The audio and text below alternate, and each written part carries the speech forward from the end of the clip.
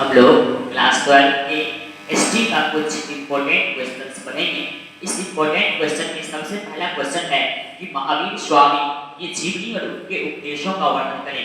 ये 2026 के एग्जाम के लिए बहुत इम्पोर्टेंट क्वेश्चन है कि महावीर स्वामी का जीवनी और उनके क्या उपदेश दिए थे, इन उपदेश के बारे में बताना, इन उपदेश का वर्णन करना। तो सबसे पहले हम महावीर स्वामी के बारे में जानेंगे। तो महावीर स्वामी का महावीर स्वामी जो थे वह जैन धर्म के 24वें तीर्थंकर के नाम से जाने जाते थे। ऑब्जेक्टिव में क्वेश्चन यहाँ से ये भी पूछ सकता है कि महावीर स्वामी जैन धर्म के कितने नंबर के तीर्थंकर थे।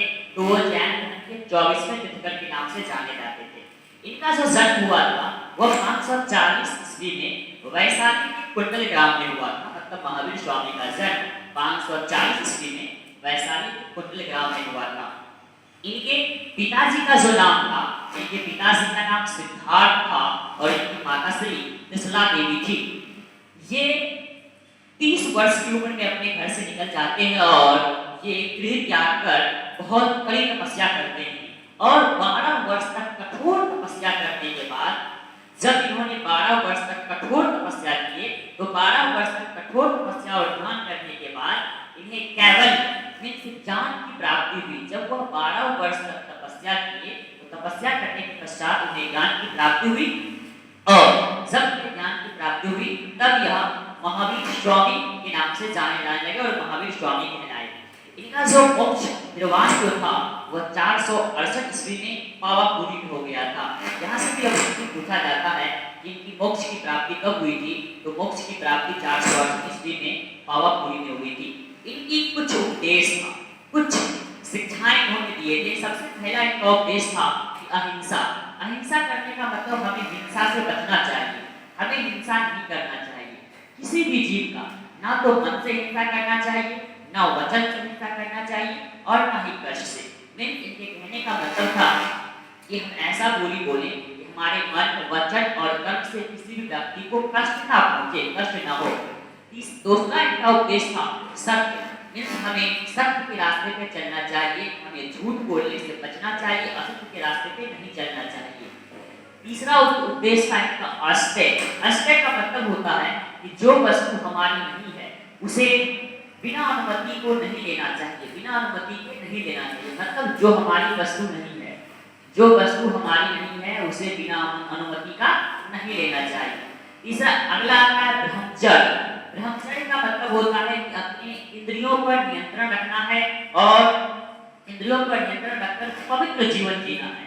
हमें अपने पवित्र जीवन जीना, अपने इंद्रियों पर कंट्रोल करना। हमारी इंद्रियां जैसे कि पता है कि 5 ज्ञानेंद्रियां होती हैं, उस 5 ज्ञानेंद्रियां पे कंट्रोल रखिए और हमें पवित्र जीवन जीना है। ये चौथा उपदेश था। पांचवा उपदेश इसका अपरिग्रह था। अपरिग्रह का मतलब होता है हमें लोभ, मोह और वस्तुओं का अधिक संग्रह नहीं करना चाहिए। मतलब लोभ, मोह और वस्तु इसका जरूरत से ज्यादा संग्रह नहीं करना चाहिए। ये महावीर स्वामी का कुछ उपदेश था। बढ़ते हम लोग दूसरे क्वेश्चन की ओर। दूसरे क्वेश्चन में कहता है कि हड़प्पा सभ्यता, जिसे हम लोग सिंधु घाटी सभ्यता भी कहते हैं, इस हड़प्पा सभ्यता के नगर निर्माण की प्रमुख विशेषता क्या है। दूसरा क्वेश्चन हमारा है हड़प्पा सभ्यता के नगर निर्माण की प्रमुख विशेषता क्या है।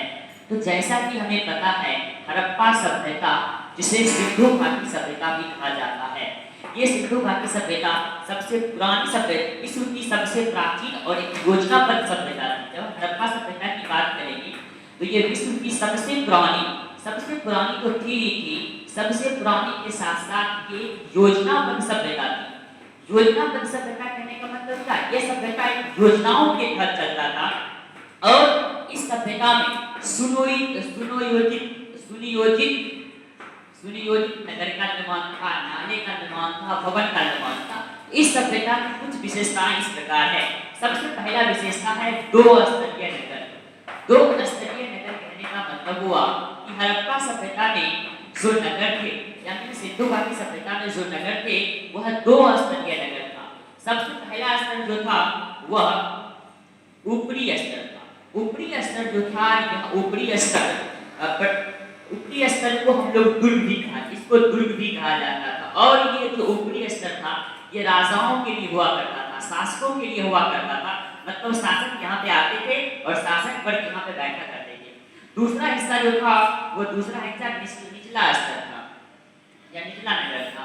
ये निचला नगर था, यहाँ यह आम जनताओं के लिए हुआ करता था। निचले नगर में आम जनता रहते थे और सामाजिक विभाजन और सामाजिक व्यवस्था को ये नगर दर्शाता है।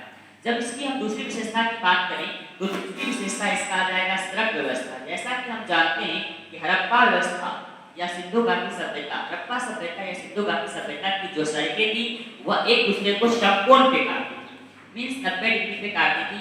सड़कें बहुत चौड़ी हुआ करती थी और यहाँ की जो गलियां होती थी वह गलियां साफ सुथरा रहती थी। एक व्यवस्था हम ये कह सकते हैं कि यहाँ की सड़कें चौड़ी होती थी, सड़कें समकोण पे काटती थी, मीन्स 90 डिग्री पे काटती थी और गली जो होती थी वह साफ सुथरा रहती थी। ये इसकी गली, ये इसके सड़क की व्यवस्था था। तीसरा व्यवस्था की यदि हम बात करेंगे तो इसमें आता है जल निकास प्रणाली। जैसा कि हम जानते हैं कि हड़प्पा सभ्यता में जल निकासी प्रणाली का बहुत ही उत्तम व्यवस्था था। मतलब यहाँ पे नलियां बनी हुई थी और सबसे बड़ी बात यह थी कि ये नलियां जो था वह ढका हुआ था, ढक्कन से ढका हुआ था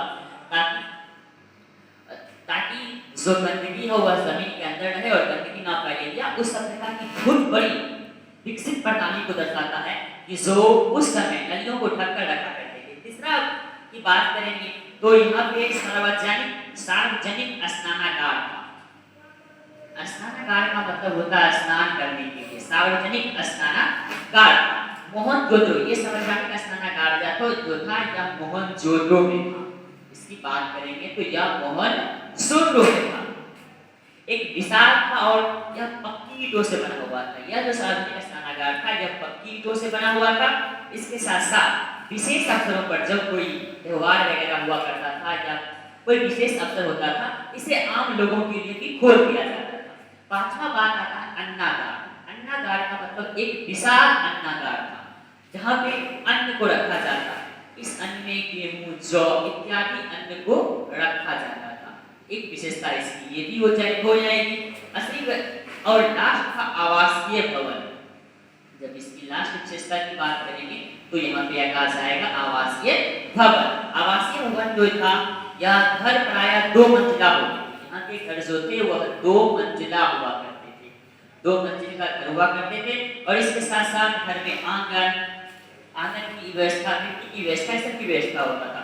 एक बार फिर से देख लेते हैं कि जो हड़प्पा सभ्यता के नगर निर्माण की विशेषता की यदि बात करें तो इसमें सबसे पहली विशेषता यह होगी कि हड़प्पा सभ्यता, जिसे हम सिंधु घाटी सभ्यता भी कहते हैं, यह विश्व की सबसे पुरानी और पुराने के साथ साथ योजनाबद्ध सभ्यता थी, जहाँ पे नगर एक निश्चित ढंग से बना हुआ था जिसे सुनियोजित नगर के नाम से जाना गया।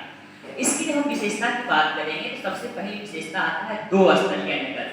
यहाँ का नगर जो था बच्चा हुआ 2 स्तर में बटा हुआ था। 2 स्तर में बटा होने का मतलब ये है कि एक भाग था ऊपरी स्तर या इसी को ऊपरी नगर कहते हैं और दूसरा भाग था निचला नगर। यह जो ऊपरी नगर हुआ करता था, ये ऊपरी नगर इसे दुर्ग क्षेत्र कहते हैं और यह नगर खासकर राजाओं के लिए हुआ करता था, शासक वर्ग यहाँ पे राज करते थे। निचला नगर की बात करोगे तो ये निचला नगर आम जनता के लिए था, आम लोगों के लिए हुआ करता था। दूसरी व्यवस्था की बात करते हैं हम लोग आगे दूसरी व्यवस्था हुआ सड़क व्यवस्था। जब हम हड़प्पा सभ्यता की बात करेंगे या सिंधु घाटी सभ्यता की बात करेंगे तो यहाँ की सड़कें समकोण पे एक दूसरे को काटा करती थी और सड़कें चौड़ी हुआ करती थी, गली साफ सुथरा रहा करता था। ये इसकी सड़क की व्यवस्था होगी। तीसरी हम बात करेंगे जल निकास प्रणाली। जब हम जल निकास प्रणाली की बात करेंगे तो हड़प्पा सभ्यता में जल निकास प्रणाली की बहुत अच्छा तरकीब देखा गया। यहाँ पे जो नालियां थी वो नालियां ढक्कनों से ढकी हुई थी ताकि गंदी पानी बाहर ना जाए। और अगली विशेषता था सार्वजनिक स्नानागार।